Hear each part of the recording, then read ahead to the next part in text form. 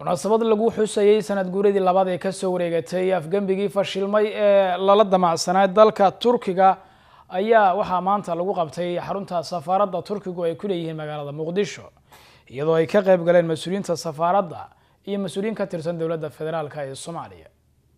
wariyahayaga Cali Cabdiraxmaan Aadan ayaa warbixinta noo diyaariyay. danjiraha Turkiga ee Soomaaliya Olgan Beger oo maanta ka hadlay xuska sanad guuradii labaad ee afgambiga dhicisoobay ee Turkiga ka dhacay 15 Luulyo sanadkii 2016 ayaa ku dheeraaday dhacdooyinkii ku heeranaa isku daygaasi fashilay iyo sidii geesinimada lahayd ee shacabka Turkiga ay uga dhiidhiyeen in nidaamkii dawladnimo laga weeciyo dhabihii uu hayay. danjiraha ayaa xusay in isku daygaasi afgambi ee fashilay ay ku dhinteen ku dhawaad 300 oo ruux isla markaana ay ku dhaawacmeen 2,000 oo kale.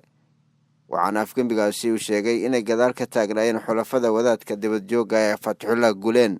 taageerada ay shacabka Soomaaliyeed muujiyeen ayuu danjire Olgan Beger ku sheegay inay ahayd taariikh kale oo qulubta Turkiga aan ka go'i doonin, asagoo sheegay in dawladda iyo shacabka Soomaaliyeed aan u kala harin isgarab istaaga dadka iyo dawladda Turkiga.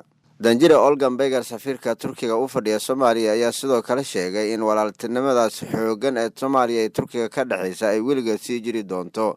Türkiye Somali halkları kardeş olduklarını bir kez daha kanıtlamışlardır.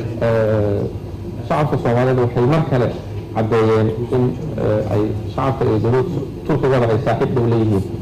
Kardeşler zor zamanlarda birbirlerine yardım ederler. Dadka walaalaha ah waxay is caawiyaan xilliyada adag. Bizim zor zamanımızda da kardeş Somali halkı Türkiye'nin yanında yer aldığını göstermiştir. Shacabka Soomaaliyeed waxay na tuseen inay nagarab taagan yihiin ama inay nagarab istaageen xilligeena adkaa.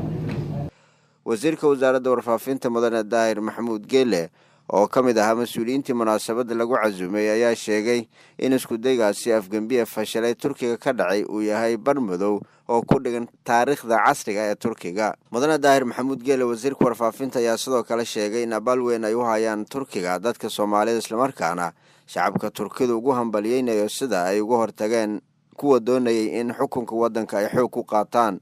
dabcan weli kama aan hadlin xiriirka Turkiga iyo Soomaaliya iyo abaalka iyo qadarinta iyo shacabka Soomaaliyeed dawladda Soomaaliyeed ee dalka Turkiga iyo hoggaankiisa madaxweynihiisa golihiisa wasiirada waayo arrinkaasi bulshadu waxa ay ka aaminsan tahay haddii aan soo gudbin tago waqti aad iyo aad dheer ay u qaadanaysaa laakiin waxaan leenahay Turkiga qalbiga dadka Soomaaliyeed waxay ka joogtaa meesha ay mudnayd. shacabka Turkiga waxaan leenahay dadkii idinka dhintay shahaadadiina Allah u naxariisto. waxaan leenahay dadkii idinka dhaawacmay Allah idin caafiyo. waxaan leenahay maalin waxay ahayd qayb hore mugdi ah maalinka ku xigana shacabka Turkiga iyo saaxiibada Turkiga iyo walaalaha Turkiga waxay tahay maalin taariikhi ah oo Turkiyadii cusbayd ee la rabay ay dhidibada u aasantay.